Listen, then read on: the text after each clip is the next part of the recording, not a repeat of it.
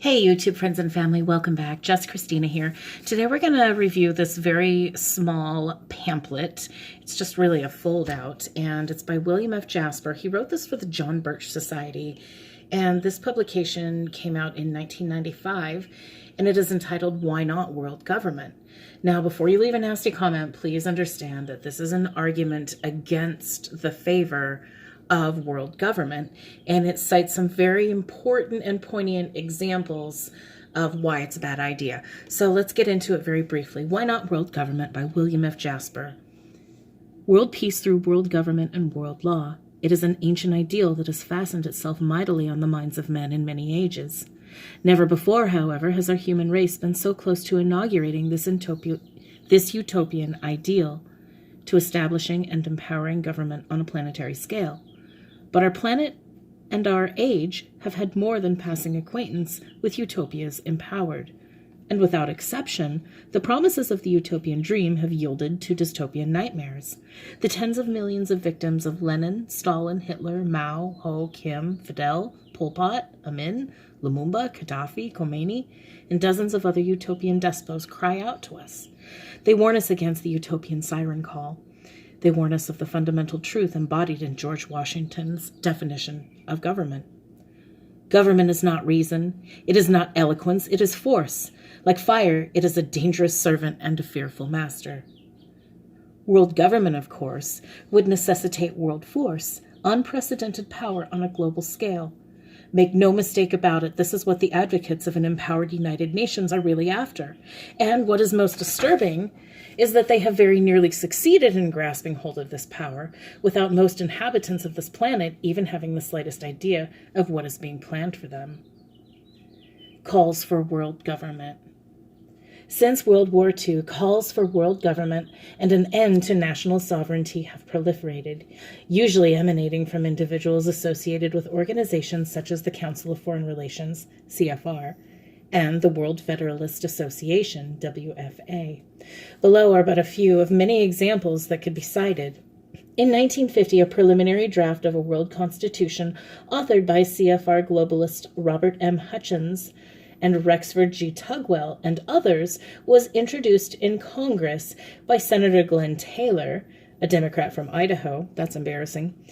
They submitted world constitutions, declared that the iniquity and war inseparably spring from the competitive anarchy of the national states, that therefore the age of nations must end. It held as well that the nations must surrender their arms to the proposed Federal Republic of the world. In 1960, Rhodes scholar Walt Whitman Rostow of the Council of Foreign Relations claimed that urgent imperatives argue strongly for movement in the direction of federalized world organization under effective international law and for effective international control of military power. The real world problem, said Rostow, is national sovereignty, and it is therefore in American interest to see an end to nationhood as it has been historically defined. Incredibly, Rostow was given the top spot in the Kennedy State Department. In 1961, the Kennedy State Department brought forth an official policy entitled Freedom from War, the United States Program for General and Complete Disarmament in a Peaceful World, and that was a State Department publication 7277. This amazing document proposed a plan of progressive controlled disarmament in which all national armaments, including those of the United States, would be transferred to the United Nations. This disarmament would proceed to a point where no state would have the military power to challenge the progressively strengthened UN peace force. On Earth Day, April 22, 1970, Norman Cousins of the Council of Foreign Relations, the longtime president of the United World Federalists, now the World Federalist Association, proclaimed that humanity needs world order. The full sovereign nation is incapable of dealing with the poisoning of the environment, the management of the planet. It requires world government. So fast forward 25 years. The appeals for world government multiplied with the approach of the UN's 50th anniversary in 1995. In a June 22, 1993 letter on a White House stationery to the World Federalist Association, President Bill Clinton congratulated the WFA on awarding the Norman Cousins Global Governance Award to the president's longtime friend and number 2 State Department appointee, Strobe Talbot of the Council of Foreign Relations. Clinton's letter boasted Norman Cousins of the Council of Foreign Relations worked for world peace and world government. Best wishes for future success. In the World Bank's 1994 Human Development Report, an essay by Nobel Prize-winning economist Jan Tinbergen entitled Global Governance for the 21st Century declares, mankind's problem can no longer be solved by national governments. What is needed is a world government. And this government says who should be empowered with a world police and a program for the redistribution of world income. But unlimited power kills. The real problem we face, however, is that these appeals and proposals are now being implemented through the United Nations treaties and conventions, which are establishing supranational institutions and real power and force. Lord Acton's famous dictum that power tends to corrupt and absolute power corrupts absolutely is a sobering truism acknowledged by all intelligent people. To this maxim should be added what we might call the Rummel corollary. Power kills and absolute power kills absolutely. That's R.J. Rummel, a professor of political science at the University of Hawaii, who has spent the past 7 or 8 years of his life. Now, keep in mind, this came out in 1995, okay? So up until from 87 to 95, he did this. An intensive study of a very grim but important phenomenon of our century, genocide and government mass murder, or what he calls democide.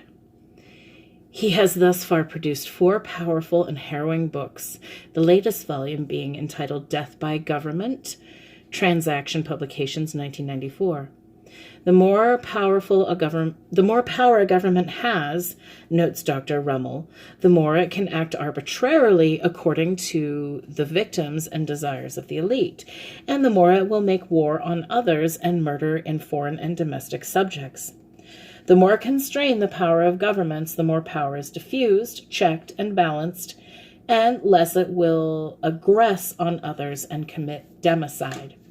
One graph in his newest book lists the top 15 of the century's mega-murderers, those states killing in cold blood, aside from warfare, 1 million or more men, women, and children. The bloodiest of the criminal regime, the USSR and Red China, were not only happening in the United Nations, but they were given special status in the United Nations Security Council.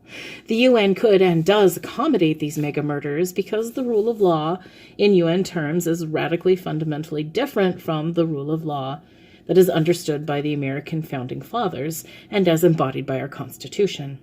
Whereas the U.S. Constitution is rooted in the traditional Western and Judeo-Christian legal concepts of divine law and natural law, which circumscribe the limits of government power and posit individual God-given rights, which in its government's duty to protect, the United Nations Charter is based on the framework of positivist legal theory, which virtually guarantees unrestrained despotic government. All of its empty platitudes about peace, justice, law, and human rights notwithstanding, the United Nations is a lawless organization made up largely of criminal regimes pursuing a malevolent, tyrannical agenda. A global, regimented police state under the United Nations would mean a grim existence, if, that is, you are one of the lucky ones allowed to exist. One such thing, Dr. Rummel's research points out, with unmistakable clarity, is that power will achieve its murderous potential. Ponder for a moment, then, this mind-numbing summary of already realized potential. In total, during the first 88 years of the century, almost 170 million men, women, and children have been shot, beaten, tortured, knifed, burned, starved, frozen, crushed, or worked to death, buried alive, drowned, hung, bombed, or killed in any other of the myriads of ways that the governments have inflicted death.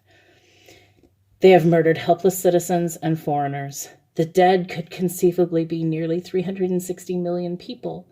It is as though our species has been devastated by a modern black plague, and indeed it has, but a plague of power, not of germs.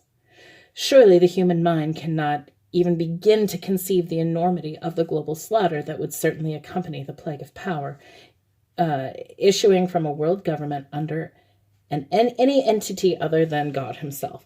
So that concludes this little pamphlet, and I know it was quite a bit to choke out here, but I want to show you that it did come from the John Birch Society, and quite interestingly, it is still around today. I'm sure that you cannot get these pamphlets at this cost, but I wanted to share it with you under the rights of fair use because the argument rings true today. Why not world government? Well, this is exactly why.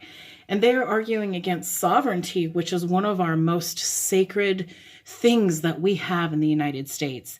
And again, if you do not know what sovereignty is, I talk about it quite a bit. It is the American people's ability and right to police ourselves and govern ourselves. Without the ability to make our own laws and create our own judicial state, as flawed and corrupt and horrible as it is, it could be a lot worse. So thank you so much for joining me. Just Christina signing out.